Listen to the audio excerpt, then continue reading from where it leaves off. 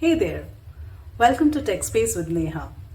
So in today's video, we'll see how you can create an app where you can chat with your PDF, your data, using no-code tools. So let's get started. Okay, so let's begin. So this is what we will be building, the chat PDF app using LangChain, Flowise and Bubble. It will have two pages, the first one being the document upload section, wherein you can upload the PDF that you want to chat with the name and a small description. And this is the second page of the application, wherein you can chat with the PDF you just uploaded.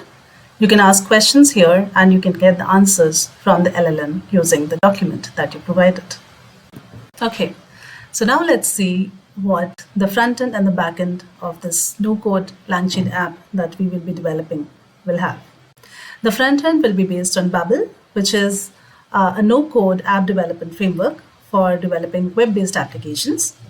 And the back end we will be building on Flowise, which is again a no-code open source tool that is based on LangChain, and it is free for commercial and personal use. And it has an abstraction over LangChain, which is again a developer framework that is used to develop LLM-based applications. Okay, so now let's see what are the flows which we will be developing using Flowise in order to first upload the document to the vector database and then to start querying the document, right? So the first one is the document upload section, wherein we will take the document and then split it using a text splitter into text chunks, which will then be converted into the vector representations or the numerical representations in order to store them in a vector database, right? So in this particular demonstration, we will be using OpenAI embeddings to generate the embeddings, and we will be using Pinecone vector database. The next part will be when the question is actually sent to the PDF. The question will again be converted into embeddings using the same embedding model that we have used while uploading the document. And then based on these embeddings, we will load the existing indexes based on the search in the Pinecone vector database. And based on the cosine similarity, we will get the relevant answers from the vector database. And these relevant answers will be then fed to the chat LLM, which is again, we are using the chat OpenAI model for the LLM here. And finally, this LLM will provide us the answer based on these retrieved relevant contextual documents. Okay, so now before going to the Flowise AI to start creating the chat flows, we will have to create two keys, secret keys, one for the OpenAI platform to access the OpenAI embeddings in the chat OpenAI model via the API, and the second one for the Pinecone vector database, right, in order to upsert the document on Pinecone vector database. So for OpenAI, come to platform.openai.com and create an account here. And after creating an account, go to personal and then view API keys. And if you don't have a secret key already created, you can create one using clicking this icon here, create new secret key, and then create a secret key here. And you can copy this key from here, and we will use this in the chat flow that we will be developing using the Flowise AI. The second part will be the Pinecone vector database, right? So go to pinecone.io and go ahead and create an index there. Give the index a name here. And for the OpenAI model, we have to use 1536 as the dimensions here. And the metric will be the cosine metric. And go ahead and create the starter plan, which is a free plan. And after creating this index, you go to API keys here, wherein you will have this environment value and the value of the key. These two values we will be using while developing the chat flow in the OpenAI. You can copy this key by clicking this icon here. Okay, so now let's see how we can access Flowise AI. For that, you have to go to github.com, and if you don't already have an account on github.com, please create one. After that, in the search box, we have to type Flowise AI / Flowise.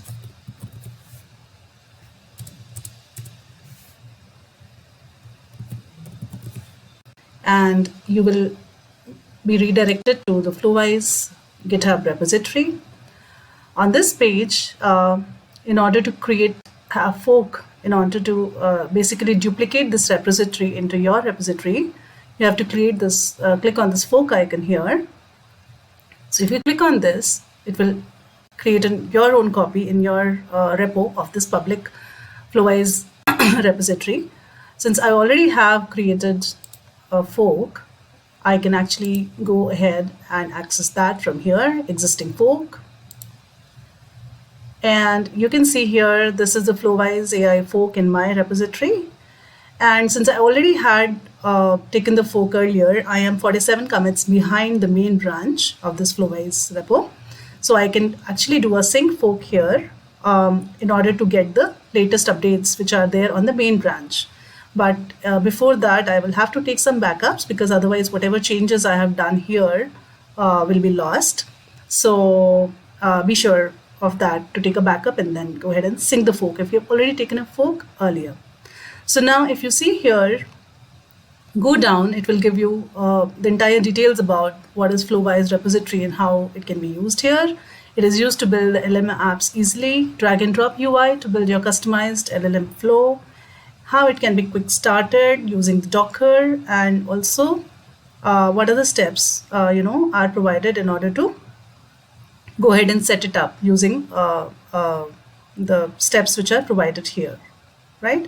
So now there is no cloud hosting currently for Flowise AI, so we cannot directly access it on any cloud. So we have to use services for some other cloud providing platforms, cloud hosting platforms, where we can actually host this repo. So we will be using Render for the purpose of this demonstration. We will be hosting this Flowise repo on Render. Okay, so now that your private repo for Flowise AI is created on GitHub using the fork from the Flowise AI, now we have to host it onto a cloud hosting environment. We are using render.com. So go to render.com and create an account there. After creating an account, click on New and select Web Service. After that, you have to connect it to your GitHub account, your forked repository, wherein you have created a fork for the Flowise API. So this is mine. And let's select this one here to connect. Okay, so here we are deploying a web service for this particular Git repository, which is our forked version for the Flowise API. We will provide a name here for the service. And we have to select the region here, whichever region we want to deploy it to. And we are using the main branch, no change here. For the runtime, go ahead and change into Node from Docker. And for the build command, just add yarn install here. And then semicolon, and then yarn build. And see, all these instructions are provided on the Flowise repo page here. If you go down and see, you will have yarn install and build, yarn start. So all these instructions have to be provided the same way here. This is already taken care of. We just added yarn install here. Yarn build was already there, and then yarn start. And after that, you can select the instance on which you want to deploy this particular repo to. So if you see here, the free one is providing this particular combinations. But after every 15 minutes of inactivity, the free instance will die down automatically on its own, and it's ephemeral. That means there is no memory attached to it. So all the chat flows, whatever you have created, you will have to create them again. They will not be saved, right? So for that purpose, you can always select the starter plan here with $7 per month in order so that your chat flows can be saved while the instance they restart, right?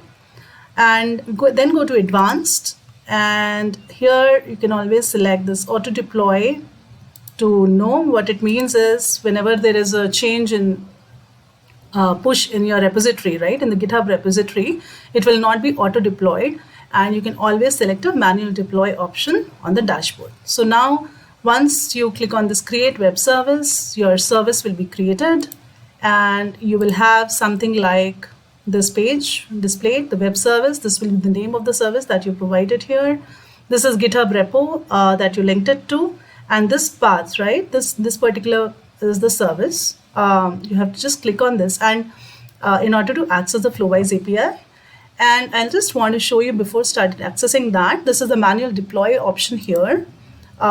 We can always use this in order to restart the service whenever we have some, it dies down or we have to restart the service. We can use clear build cache and deploy if there are some issues going on there, and we can always restart the service. And you can always see what are the events here and the logs here for the particular deployment of the service.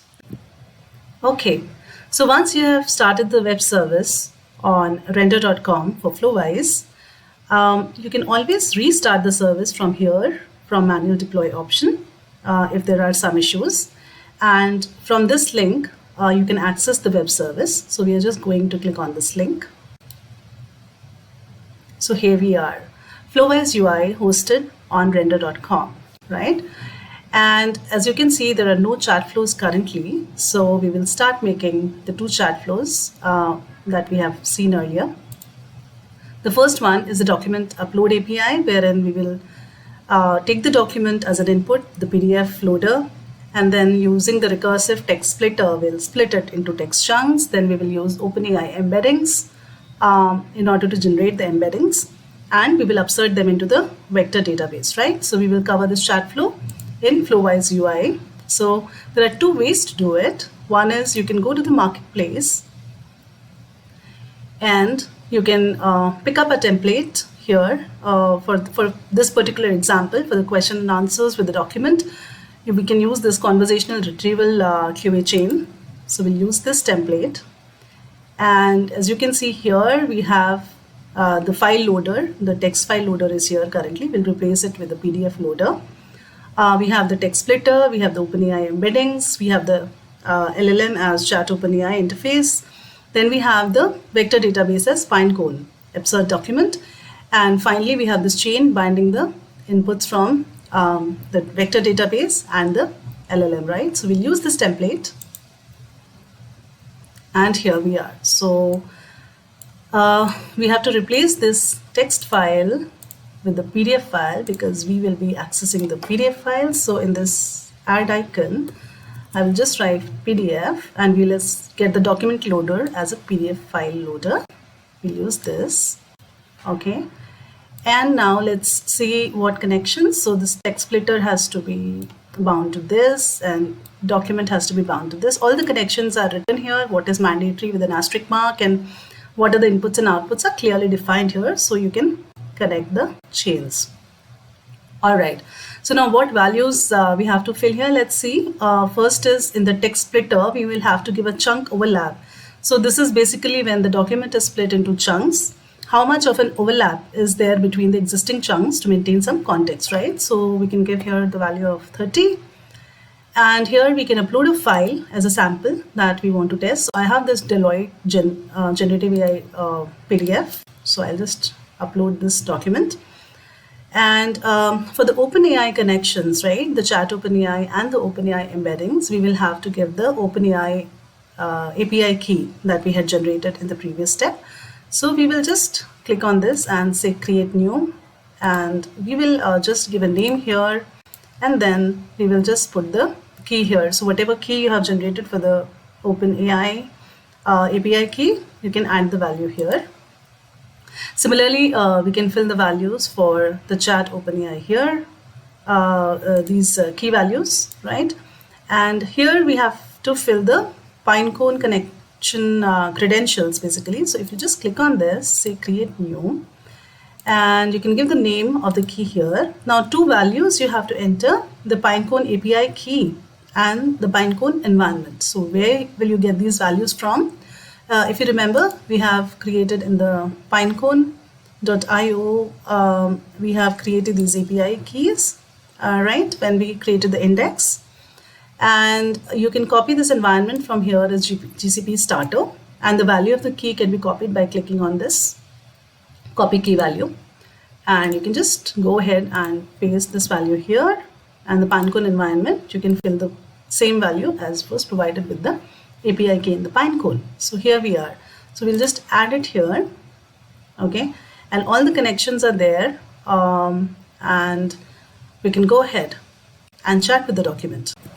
Okay, so before you start chatting with this API, you have to also provide the Pinecone index name here as the same as the name that you have provided here in the indexes on the pinecone.io Flowise, and here the same name has been provided. And after filling in all the keys and the values, you can always save the chat flow using this icon here and provide a befitting name to this API. So once we are ready, we can just start chatting to test it. Just let me ask it some question. Which company released this document? And what it should do is it should start uploading this document onto pinecone.io as vectors, and then the LLM should get the answers from the vectors there and provide the answer to this question. So once the document upload starts, the vector size here would become non-zero, and the vectors would be uploaded onto this particular index in pinecone.io. So sometimes what happens that because we are using this, this upload is being happened, and we ask the question before the upload is being happened, what will happen is it will say, I don't know, because it has not yet started to reference the embeddings. Now, as you can see here, we have got this part answered, like Deloitte released this document. So we are good with this flow. Okay, so now we are ready to go ahead and start creating our second API, which is a document query API, for which we will require the OpenAI embeddings and the load existing index from Pinecone vector database and the chat OpenAI interface for getting the answers, right? So let's get started. Go to, again, the render.com hosting of Flowise and just say add new here. We are now going to create the model from scratch and the flow from scratch, sorry. And now, so what do we want? We want the OpenAI embeddings. So we will just write OpenAI and we will get these embeddings, the same embeddings that we used in the previous chat flow. And you can always reduce the size from here. And then we require Pinecone upsert, because this is the vector database that we are using, and we've already so upsert we've already used in the previous chat flow, right, while uploading the document. So right now we will use this Pinecone load existing index, because we already have the index where the document is uploaded, and we will just reference that index from this API. The third one which we require is the chat OpenAI. So there are a lot many. So we'll use this OpenAI interface from the chat OpenAI. And finally, we will use the conversational retrieval QA chain to bind the answers provided, the context provided from the Pinecone documents and the chat OpenAI intelligence, right? So let's see. Again, we will have to just mark the bindings here. We will use the connect first marking. So this output, right, the Pinecone retriever will go to the vector store retriever here, and the chat OpenAI will go to the language model. Okay, so these are the connections which have been done. And then we can use the same keys, because this is the same session, so we don't need to create it again. We can use the ones which already created. We will give the Pinecone index name as Flowise here. And we will use this same thing here, and we are ready to go. We can save this chat flow as Flowise Bubble doc query, because we will be using this API to query, to get our questions answered from this document, right?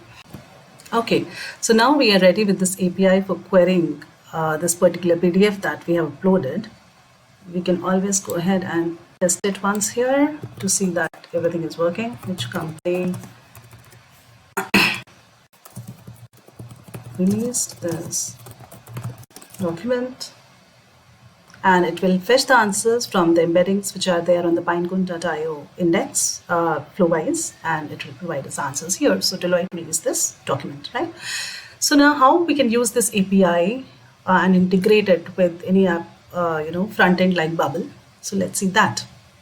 All right, so we can always first clear this chat using this clear chat history icon and then close it. Okay, So now if you click on this particular API endpoint blue button, blue icon, so you can get this window, right? So here are the multiple options, ways in which you can use this API across multiple applications outside. Now the first part is embed, wherein you can just paste the script in the HTML and you will have a chatbot kind of functionality ready with this document. So suppose that you have a website and you want a chatbot with your landing page or your any other products page, for example. So you can provide that information like in the background you can upload that, and then you can access this in order to chat with. So I will just show you in a while. So other ways in order to use this are the Python and the curl. So you can use this API endpoint and integrate it with any app you like, and you're good to go ahead to use this API, right? And you can also share this chatbot. You can always share these chat flows basically, and they can be used accordingly, right? So now let's see how I'll quickly show you how to use this embed functionality in Bubble. So first of all, so go to this embed functionality, and you can always copy the script from here. And so on bubble.io, right, you create an account and you can search for HTML here on bubble.io in the element side. Okay, and in this part you can just paste the script. Okay, and once you preview this, so this kind of icon will appear on the page where you can chat with this particular document, whatever you have already uploaded. So if you see here, this particular part is a chatbot. It is not visible here because it's directly under the screen. And if you ask the same question here, which company please did this document, now it will get the answers from the embeddings and it will show you the answers here. How cool, right? Okay, so now we have built the two APIs that we have to use with our Bubble application, right? Let's get started with how to integrate it with bubble.io. So this is a bubble.io page, and you can create a new project here. And what it helps it with is, it is a no-code platform wherein you can develop a web-based web service, web-based application, right? And it provides a drag and drop interface where you can drag and drop any of these elements that have been provided and make a layout that suits you. And it also provides the workflow. So design is the place where you actually design your app, right? The workflow is the place where you add the functionality. What happens when you click on this button? What happens in the background? What API is called? So all this functionality goes in the workflow part. And then you have these plugins. So plugins are the places where you integrate the application with the APIs that we are actually now going to be integrating with, right? So now let's start with the plugin part first, since we have just developed the APIs. So go to the plugins and click on add plugins and search for this API connector plugin. Okay, so just add this plugin and it's free to use with this app here. And once you have added this plugin, you just start giving the details here. So the API name is the Flowise API. That you can provide any other name that you like. So I provided here the Flowise API name here. And authentication part, right? So you can add authentication or you can leave it for now as is. But obviously for the apps which have to be deployed in production, you have to add it. We can discuss this later. And if you're adding the authorization here, like the basic auth or something, so you have to provide the username, password, and also your API, it will have a key and a value of authorization and bearer, so that you can add a shared header. So it will be something like authorization and bearer value will be here. So something like that, right? So we're not right now not using any of these, so we'll just delete it for now. Okay. So that was a generic name for this API. Now, what APIs are we going to use? So we have developed two APIs, right? So one is the doc upload API. So let's go to that first. So this is the Flowise Store API, wherein we are storing the document, right? And the PDF that we are uploading. And what you have to do is provide the name here. You have to say use as action and data type as text. After that, select the method here as post. I'll just show you where I have taken the values from. So if you go to the Flowise UI here, if you see in the curl part of this particular API, so this is, for example, the query API, right? But we are talking about the store API. So let's go to the store API first. So this is upload API. So you go here and you click on this blue icon here and go to curl. Okay. So here you see the method is the post method, and this is the URL that we have to use. So you can go ahead and you can provide this value in the store API as the post. Okay. And the body type you have to give as form data, and you have to add the parameter like key files. Now what file are you actually providing here is you can select the file that we have just to check whether here the things are working fine. So this is a static value that we are providing in order to check it, and we can always replace it later with the file, whatever file that we have uploaded. Okay. And you have to say send file, so that whatever file you upload in this particular application, it has to be sent to that API, right? So you have to click on that. The second API, the retriever API, the query API basically. So for that, we have to again go to the Flowise and go to the query API, this particular one, and take the values from the curl from here. So we'll take this value from here and use it in the application. This is a retriever API and we have used this. For the headers, because this is posting some question here, right? So we have to define the headers as content type application JSON. Okay. And the body type has to be mentioned as JSON here. And if you see here, we are just passing the question that we asked to this document using this interface. Okay.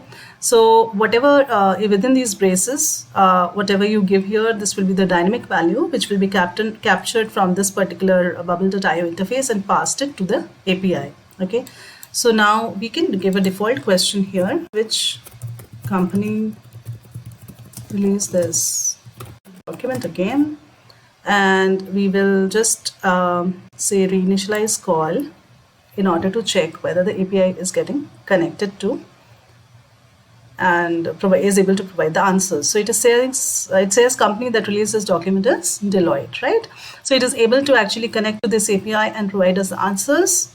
Okay, so now we are done integrating our APIs with bubble.io, right? Now let's see the design part and the workflow part. Okay.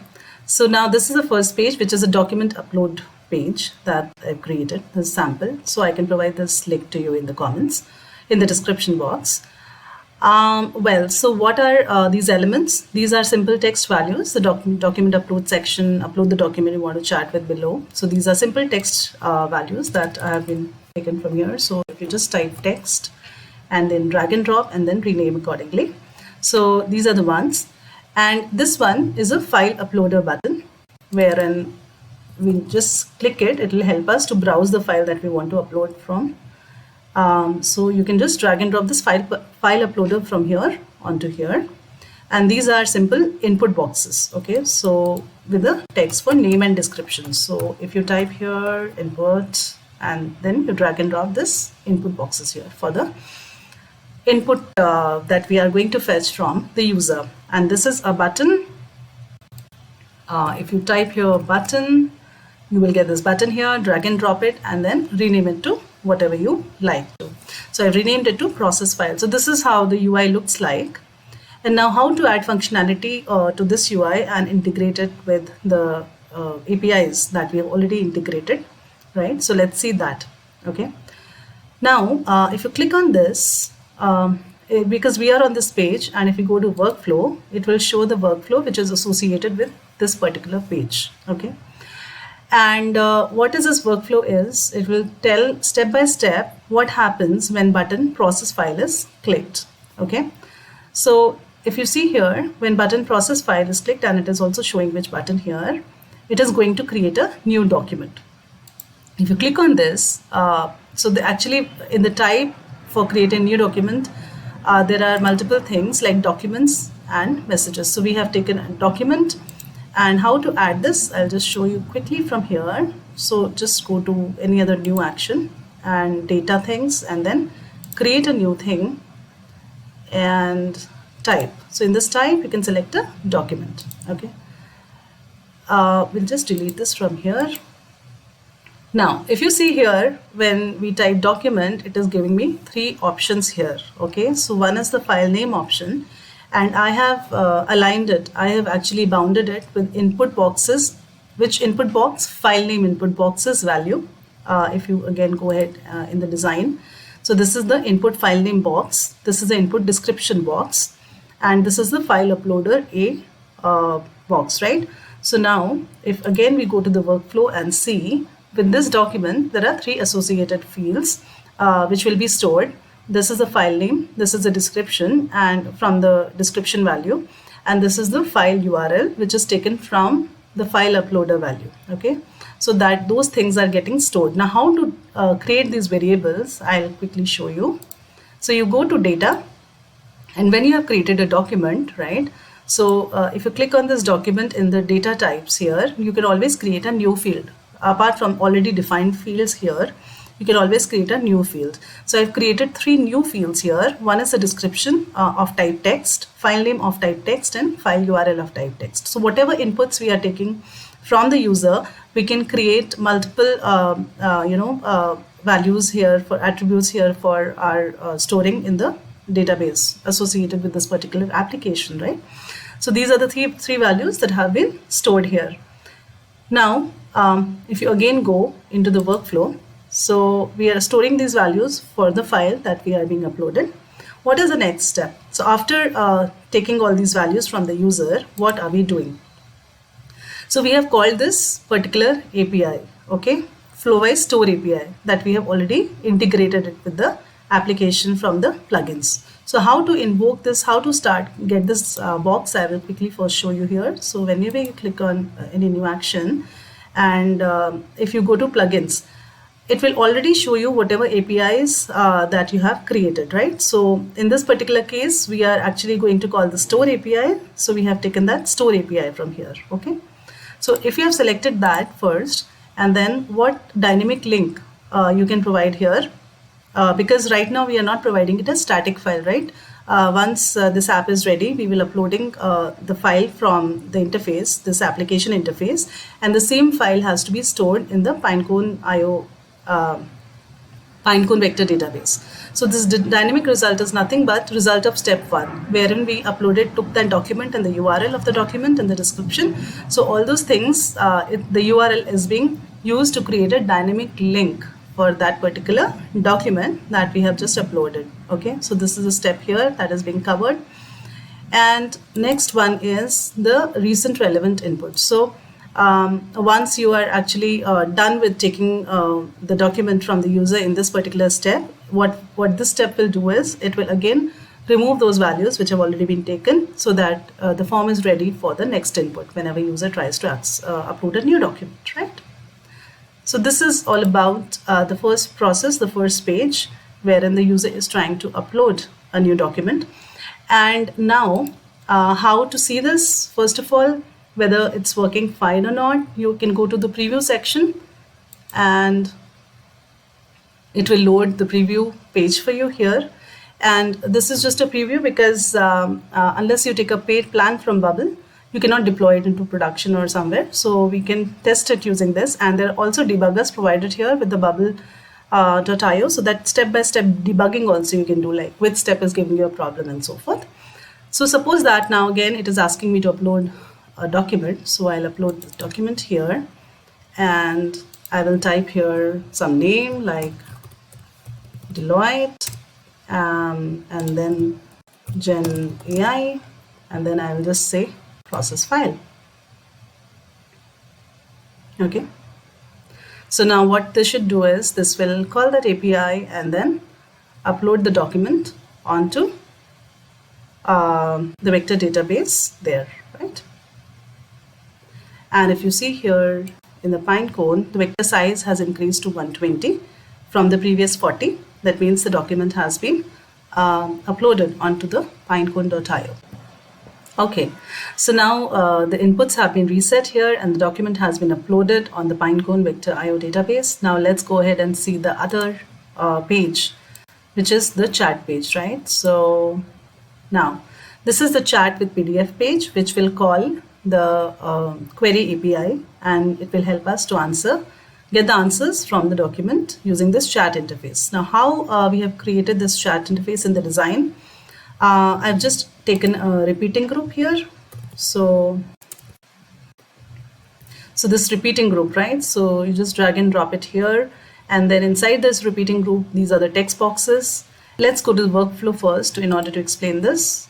When the page is loaded, okay, it will go to the entry of the repeating group where this particular entry of the repeating group where the question is being taken from the user from this text box. So this is an input text box and this is a send button. And then when the send button is clicked, right? So first one is the scroll to the entry of those wherein we will take the input question from the user.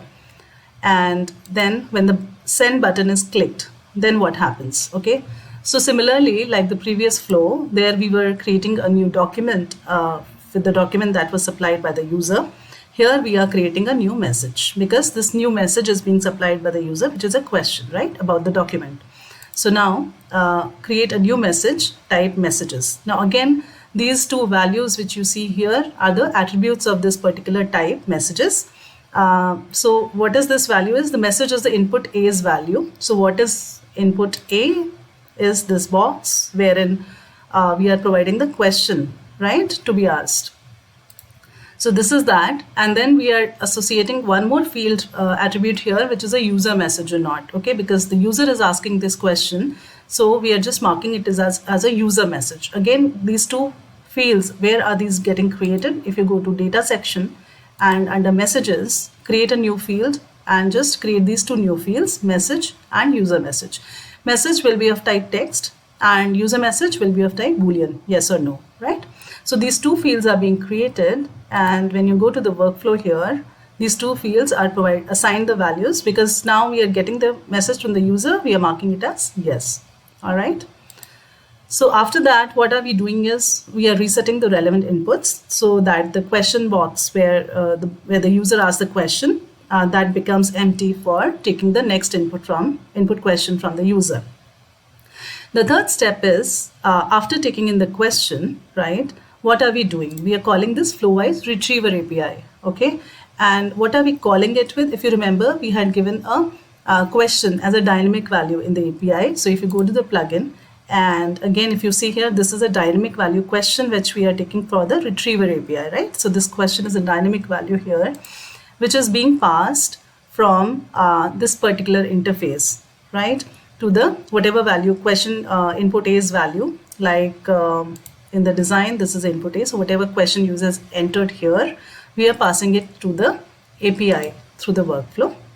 So this is this API is being called with that question. Now once the question has been sent to the API, what do we get? We get an answer from the API, right? So after that, what will we do? We will create again a new message, okay? And what will be the content of this new message? Will be the result of step 3. Whatever we answer which we got from this API, we will take that value in this particular message and we will say this is not a user message, this is an AI generated message. So we have marked this as no, not a user message, okay? After that, again, we are going to the entry where the question can be asked again by the user. So this is the entire workflow for this particular design for this page, chat with PDF, right? And if we want to now preview it, so this is how it will look like, and we can ask the question here, which company released this document, and we send it. So see here, this is being marked as this question is provided here as a user question, and then AI has responded with this particular answer. The name of the company that released this document is Deloitte. And if you see here, now we are again ready to go back and answer the next question about the document. So this is how the complete flow will look like. Okay, so this is a short demo of how we can actually build a no-code app using Bubble.io and Flowise based on the LLM models, right? And LangChain. So thank you for watching, and I hope I was able to add some value, and see you next time. Bye.